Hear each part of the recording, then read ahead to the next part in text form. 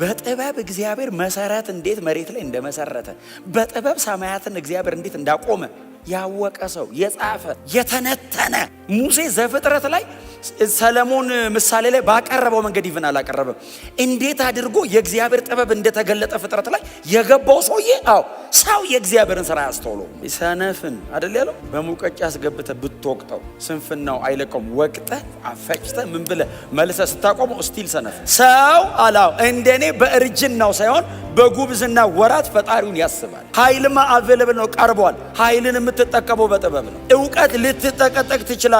ዕውቀቱን ግን አዛምደ መኖሪያ ብቃቷ ጥበብ ነች። ማንም ከእናንተ መካከል ጥበብ ቢጎለው ነው ተብሎ የተጻፈው። ሰባኪው እንዲህ ይላል ብሎ አሁን ሁሉም ሰው ይጓጓል። መኃልየን የጻፈው ሰለሞን ነው። ይሄን የጻፈው እንደገና ምሳሌ መጽሐፍን የጻፈው ሰው ነው የጻፈው። በጣም ጥበበኛ ነው፣ ታላቅ ሰው ነው። ብዙ ነገር ሊነግረን ነው ብለው ማንበብ ሲጀምሩ ሰባኪው እንዲህ ይላል፣ ከንቱ ከንቱ ከንቱ የከንቱም ከንቱ ነው። 5 ከንቱ እንዴት ሰው ይጽፋል? ሁሉንም ነገር አይቶት ከንቱ ነው ብቻ አይደለም ያለው። ገንዘብን ፈለግኩ አለ፣ አገኘሁት አለ። ጥበብን አለ ፈለግኳት አለ። የምድር መሰረት ድረስ ወርጄን የፈለግኳት አለ። የምድር መሰረት እንዴት እንደወረደ አላውቅም። በቀይ እንቁ መካከል ፈለግኳት፣ በደመና መካከልም ፈለግኳት ይላል። በየትኛውም ቦታ ፈለግኩ ይላል። ምንም ነገር ፈልጌ አላጣውም አለ። ሁሉንም ነገር በእጄ ጨበጥኩት አለና 5 ጊዜ ከንቱ ነው አለ። ሰው አላው እንደኔ በእርጅናው ሳይሆን በጉብዝና ወራት ፈጣሪውን ያስባል። በጉብዝና ወራት እኔ ጉብዝናዬን የጨረስኩት እንደነዚህ አይነት ነገሮችን ሰርች በማድረግ ነው። ስለዚህ ጉብዝናን እንዳትጨርስ እኔ ሄጄልሃለሁ። እኔ ጉብዝናዬን በሙሉ በዚህ ሄጄ ያላገኘ ሰው ቢጽፍ ለማግኘት እንታገላለን። ያገኘን የጻፈው ሞክሮ ሚስ ያረግ አይደለም። ታርጌት ፉል የሆነ ሰው ነው የጻፈው። በንግስና ወደር የለውም፣ በሀብት ወደር የለውም፣ በዝና ወደር የለውም። በምድር ላይ የሰለሞንን ጥበብ ያስናቀ ጥበብ ኢየሱስ ጋር ብቻ ነው የተገኘው። ባይዘዌ ሰለሞንን ከመስመር ያወጣ ጥበበኛ ኤቨር የለም። ኤቨር ኢየሱስ ጥበበኛ አይደለም፣ ጥበብ ነው ራሱ። ለዛ ነው ሰለሞንን ከመስመር ያወጣው። ኢየሱስ ራሱ ዊዝደም ነው፣ ዋይዝ አይደለም። በጥበበኛ ደረጃ ከእግዚአብሔር የቀዳ ጥበበኛ ሰለሞንን የሚያክል የለም። ቆመ ስታየው ትንበረከካል። ጦር ይዘህ መጥተህ አስራት አውጥተህ ነው የምትሄደው። አትችለውም። በጣም ማይቲ ነው። ይህንን የሰጠው እግዚአብሔር ነው። ባይዘዌ ታግሎ አይደለም ያመጣው። በንግስናው መጀመሪያ እግዚአብሔር ለሰለሞን ተገለጠ። ምን ልስጥህ አለው። የዳዊት ልጅ ነህ፣ ኪዳን አለ፣ የመሲሁ ላይን ነህ። አሁን ምንድነው ማረግልህ ለዚህ ህዝብ ሲለው እንደ ባህር ዳር እንዳለ አሸዋ ያለ ዝምራ ብለኛው ጥበብ ስጠኝ አለው። ኃይል ስጠኝ፣ ጉልበት ስጠኝ። ሁሉም እዛ ውስጥ አለ። ኃይለኛ ምናምን በሙሉ ይቀልጣል ጥበበኛ ጋር ከመጣ። ማንም ከእናንተ መካከል ጥበብ ቢጎለው ነው ተብሎ የተጻፈው። ኃይልማ አቬለብል ነው ቀርቧል። ኃይልን የምትጠቀመው በጥበብ ነው። ዕውቀት ልትጠቀጠቅ ትችላለህ። ዕውቀቱን ግን አዛምደ መኖሪያ ብቃቷ ጥበብ ነች። ሰውየው ጥበበኛ ነው። እግዚአብሔር በጥበብ ይሙላችሁ። በእውነት በኃይልም በጽድቅም በጸጋም ይሙላችሁ። እና ይሄ ጥበበኛ ምሳሌ መጽሐፍ ላይ ያልዳሰሰው ሶሻል ላይፍ የለም። ሰው መሬት ላይ ከሰው ጋር ጎን ለጎን ቁጭ ሲል ምን እንደሚወራው ሁሉ ጽፏል። ሰነፍን አሁን እንደ ሰለሞን የሚያቅሰዋል። ሰነፍ ባይዘው ያለው መጽሐፍ ምሳሌ ውስጥ ነው። እናንተ ዝም ብላችሁ ሌላ መጽሐፍ አታንብቡ። ሰነፍን አይደል ያለው በሙቀጫ አስገብተ ብትወቅጠው ስንፍናው አይለቀውም። ወቅተ አፈጭተ ምን ብለ መልሰ ስታቆመው ስቲል ሰነፍ አይደል። ሰነፍ በአልጋው ላይ አይደል ያለው በር በመዝጊያው ላይ እንደሚሄድ ይሄዳል። አልጋው ላይ ሲሄድ ይውል ያላየው እግዚአብሔር ያላሳየው አይኑን ከፍቶለት ያላየው ነገር ግን በሙሉ ከፀሐይ በታች እያለ ነው የሚጽፈው። ከፀሐይ በላይ ያለ ማለት ነው። ክብር ለእግዚአብሔር ይሁን። እና ይሄ ሰው ምዕራፍ 11 ላይ ደረሰ። እየጻፈ ምዕራፍ የመጨረሻው መጽሐፍ ነው የሰውየው። የመጨረሻዎቹ ምዕራፎች ናቸው። ከዚህ በኋላ ምዕራፍ 12 ነው። 12 ምዕራፍ አካባቢ ነው አይደል ያለው። የመጨረሻው ቁጥሮች ላይ ሲደርስ በጣም ሃምብል ሆነ። እኛንም ባይዘው ሃምብል ያደርገናል። ይሄንን ሁሉ ነገር ማወቅ የቻለ ምሳሌ 6ን እናንተ አንብቡት እሺ፣ ጊዜ ስታገኙ። ስለ ጥበብ ኦልሞስት ክራይስትን ነው የጻፈው። ጥበብ ብሎ ጥበብን ያስቀመጠበት የጥበብን ቁመና ሲያስቀምጣት ክራይስትን ነው ባይዘው ፍንትው አድርጎ የጻፈው።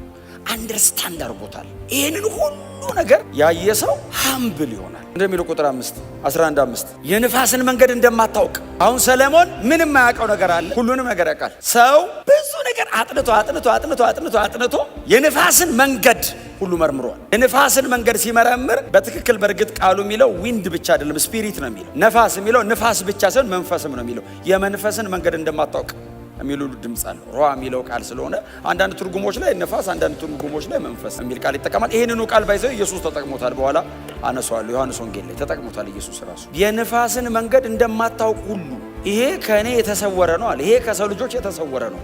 በየትኛውም ዘመን ሰው ነፋስ ወዴት እንደሚነፍስ ያየዋል እንጂ መንገዱን አያውቀው። ከየት እንደመጣ ወዴት እንደሚሄድ ሰው አያውቅም። በዊንድ ቬን በሉት፣ በተለያየ መንገድ በሉት፣ አቅጣጫ እንደዚህ እያደረገ ይሞክረዋል እንጂ ከየት እንደመጣ አያውቅም። በመጣበት ሞመንት ወዴት ሊሄድ እንዳሰበ ብቻ ይጠቁመዋል።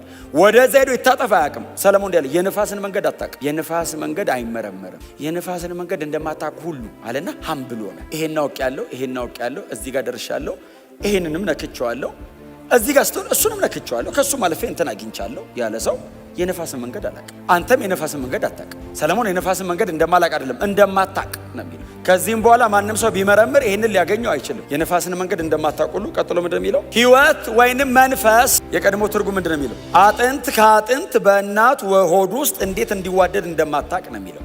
አጥንትና አጥንት በእርጉዝ ሴት ሆድ ውስጥ እንዴት እንደሚዋደድ እንደማታውቅ፣ የነፋስን መንገድ እንደማታውቅ ሲል ኦፍኮርስ ማሊያቅ ይችላል ሲሉት፣ ቆይ ላቅርበው። አጥንትና አጥንት በእርጉዝ ሆድ ወይንም በእናት ሆድ ውስጥ እንዴት እንደሚገጣጠምም እንደማታውቅ እሱንም ሰርች አድርጓል። እንዴት ፕሮሰስ እየተደረገ እንደሆነ ማንም ሰው ሊመረምረው አይችልም። ስንት ወር ላይ እንደደረሰ፣ ስንት ሳምንት እንደሆነው፣ ስንት ቀን እንደሆነው ሊነግሩ ይችላሉ። አሁን በጣም ቴክኖሎጂው ጣራ ነክቷል። እህቶቻችን የሆነ ወር ሲደርስ እኮ ብዙ ነገር ነው የሚነግሩን። ግን አጥንትና አጥንት መቼ እንደሚዋሃድ ማንም አያውቅም። አጥንትና አጥንቱን እግዚአብሔር መቼ በእናት ሆድ ውስጥ እንደሚገጠም እንደማታውቅ። አዲሱ መደበኛ ትርጉም ደግሞ በጣም ቆንጆ አድርጎ ነው የሚያስቀምጠው። መገጣጠም ብቻ ሳይሆን የተገጣጠመው ነገር ላይ እግዚአብሔር እንዴት ሕይወት እንደሚዘራበት አታውቅም። መገጣጠሙ ላይ ብትደርስ መንፈስ ወይንም ሕይወት እግዚአብሔር እንዴት እንደሚዘራበት አንተ ደጅ ያለውም ውስጧ የሚሰራው እናትም አያውቁም። ይህ ሚስጥር ነው። ክብር ለእግዚአብሔር ይሁን። ነፋስንና በርዝን አያይዞ ጽፏል ሰለሞን። ነፋስንና በርዝን አያይዞ ኢየሱስ ተናግሯል። አሁን ሰለሞን ጥበብ እያወራ ነው። የእግዚአብሔርን ረቂቅነት እያወራ ነው። የእግዚአብሔርን ሁሉን ቻይነት እያወራ ነው። እግዚአብሔር ቢዮንድ ሜዠር ነው። መለካት ከሚቻለው በላይ ነው። አሁን እኔ አላቅም፣ እግዚአብሔር ግን ለነፋሳው መንገድ ያበጃል። እኔ አላቅም መንገዱ ነው፣ እግዚአብሔር ግን መንገድ ያበጃል። ሌን ያወጣለታል ለነፋስ። ነፋስ እንደፈለገ አይነፍስም። እግዚአብሔር ባሰመረለት ነው የሚነፍሰው። እግዚአብሔር ሁሉ ያውቃል። እኔ ፕሮሰስ ተደርጎ አልቆ የተወለደ ልጅ ነው ማቅፈው። እግዚአብሔር ግን አጥንትና አጥንትን መገጣጠም። የተገጣጠመ ሮቦት አይደለም እኮ እናት የምትወልደው። ህይወት ያለው ነገር ነው የሚወለደው። ህይወት መች እንደሚሰጠው አይታወቅም። ሐኪምም የሚነግር ህይወት አለው ነው የሚለው እንጂ መች ተሰጠው አያውቅም። እግዚአብሔር ህይወትና መንፈስን በእርጉዝ ሆድ ውስጥ በሚገጣጠም አካል ላይ እንዴት እንደሚያደርግ ማንም አያውቅም። አሁን አሰባችሁ ታውቃላችሁ? በቃ እርጉዝ ነኝ ተመስገን እንላለን። ልጁ ይፈራገጣል ሆድ ውስጥ፣ እጁን እንደዚህ እግሩ እንደዚህ። እኛ ምንድን ነው የምናስበው? ተወልዶ ማቀፍ። ህይወት ሰጪ ነው እግዚአብሔር። ህይወት መንፈስ እዛ ውስጥ ያለ ልጅ ላይ መቼ እንዴት እንደሚያደርገው አታውቅም። የሰለሞንን አድማጮች ዝም ብላችሁ አስቧቸው፣ እኛን አስቡ። ትክክል ነው ይላሉ። የነፋስ መንገድ አናቅም። አዎ በእርጉዝ ሆድ ውስጥ ልጅ እንዴት እንደሚገጣጠም አናቅም። ተገጣጥሞ ህይወት እንዴት እንደሚዘራበት ምንም ኖሃው የለንም። አስገራሚ ነህ። በጣም ቲንከር፣ በጣም አሳቢ ነህ። ክሪቲካል ነው ጭንቅላተ ሰለሞን ብላችሁ ልታደንቁ ስትሉ ለነገራችሁ የፈለግኩት አሁን እዛ ድረስ መርምሬ ያለው ሳይሆን ሁሉን የሚችል አምላክ የሚል ቃል አለ። አሁን እናንተ ኮምፕሬንድ ልታደርጉት የማትችሉት ሁሉን ሰሪ የሆነውን የእግዚአብሔርን ስራ ማስተዋል አትችልም። ሰው በጣም ብዙ ጊዜ ትንሽ ያቅ የጨረሰ ይመስለዋል። በጣም ትንሽ ያቅ ከሆነ ነገር እስከሆነ ነገር ሲያቅ ያለቀ ይመስለዋል። በጣም ተግቶ ሲጸልይ፣ በጣም በዚያ ያለ መጽሐፍ ሲያነብ ያለቀ ይመስለዋል። ሄዶ እግዚአብሔር የለም ሁሉ ይላል። ስለ ሁሉም ነገር መተንተን ይፈልጋል። ሁሉን ለማወቅ ትንሽ የቀረው የሚመስል ሰው፣ እማያውቀው ነገር የለም የተባለለት ሰውዬ ሁሉን የሚችል አምላክ የሚሰራውን ስራ ማወቅ አይደለም ማስተዋል አትችልም። እግዚአብሔር ሊገልጥልህ ካልወደደ በቀር፣ እግዚአብሔር ሊያሳይ ካልፈቀደ በቀር ልታውቅ አትችልም። የማንን? ሁሉን የሚችል አምላክ የሰራውን ሁሉ አይደለም። እግዚአብሔር የሰራውን አንድ ነገር ማስተዋል አትችልም። የሰራውን ሁሉማ ማወቅ አይቻልም። የሚሰራውን አንድ ነገር እንኳን ሰው ማወቅ አይችልም። ሰለሞን እግዚአብሔርን ሲጠራው እንደዚህ ያለው ሁሉን የሚችል አምላክ ክብር ለእግዚአብሔር ይሁን። ለዛ ነው የምንጸልየው፣ ለዛ ነው የምንበረከከው፣ ለዛ ነው አንችልም የምንለው፣ ለዛ ነው ሃምብል የምንሆነው። ፕራይድ ልባችን ላይ የማይገኝበት ምክንያት አንዱ ሁሉን የሚችል አምላክን ስራ መመርመር አልችልም እኔ እና ተንበርክኬ እማጸነዋለሁ። እግዚአብሔር ሆይ መንገድን አስተምረኝ፣ አደራረግን አሳየኝ። የእግዚአብሔር ባሪያ ሙሴ የለመነው እሱን ነው። አቤቱ እግዚአብሔር ሆይ አለው፣ አቤት አለው፣ በስሜ ጠርተኸኛል ሙሴ ብለህ መንገድን አስተምረኝ። ከግብፅ ምድር በባህርና በደመና ሕዝበ እስራኤልን እንደዚህ አዝሎ ያወጣ ሙሴ 600,000 ሕዝብ ከስር ባህር ከላይ ደመና አድርጎ እግዚአብሔር የመራበት ሙሴ፣ እግዚአብሔር በሲና ተራራ ላይ ፊት ለፊት የሚያዋራው ሙሴ ተንበርክኮ እንዲያለ መንገድን አስተምረኝ። ሁሉን የሚችል አምላክ ስራ አይታወቅም። እግዚአብሔር እስከ ዛሬ እንዲያርጓል፣ ከዚህ በኋላስ እለምነዋለሁ። ምንድነው ልትሰራ የፈለግከው? አያስፈቅደኝም። ሲሰራ ሉዓላዊ ነው፣ ሁሉን የሚችል ነው፣ ሶቨሪን ነው። እኔን እየጠየቀ አይሰራም። እንዳቅ የፈለገውን ብቻ ነው የሚነግረኝ፣ የቀረውን ሰርቶ ነው የሚነግረኝ። እስቲ አሜን በሉ። የእግዚአብሔር ሥራ ምንድነው? ክሪኤሽን። የእግዚአብሔር ሥራ ምንድነው? ሪዴምሽን። ምንድነው የእግዚአብሔር ሥራ? መፍጠር። ምንድነው የእግዚአብሔር ሥራ? ማዳን፣ መዋጀት። ይህንን ሰው መርምሮ ሊደርስበት አይችልም። ሁሉን የሚችል አምላክን ሥራ ሰው ስጋ ለባሽ አይችልም ሊያውቅ። ማስተዋል አትችልም። እግዚአብሔር እየሰራ አታስተውልም። እግዚአብሔር እያደረገ ሰው አያውቅም። እግዚአብሔር ማዳን እያደረገ እኮ ሰው ያሾፋል እኮ፣ ይሳለቃል፣ ይሳደባል፣ ይራገማል። ይህ አይደል እንዲሆነው በአባቶቻችን ዘመን? እግዚአብሔር ማዳን እያደረገ ፈርዖን ይንቅ ነበር፣ ይንቃል።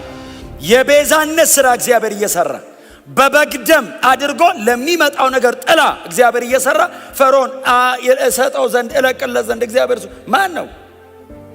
ሰው አያስተውልም። ንጉሥ ሆኖ አያስተውልም። አስተዋይ ነው አያስተውልም፣ አያቅም፣ ይተላለፋል ከእግዚአብሔር ጋር። ማን ነው ሊያስተውል የሚችለው? እግዚአብሔር ብርሃን ይስጠን፣ ማስተዋል እግዚአብሔር ይስጠን። ሰለሞን በጣም አስደናቂ ሰው ነው በእውነት። የእግዚአብሔርን ሥራ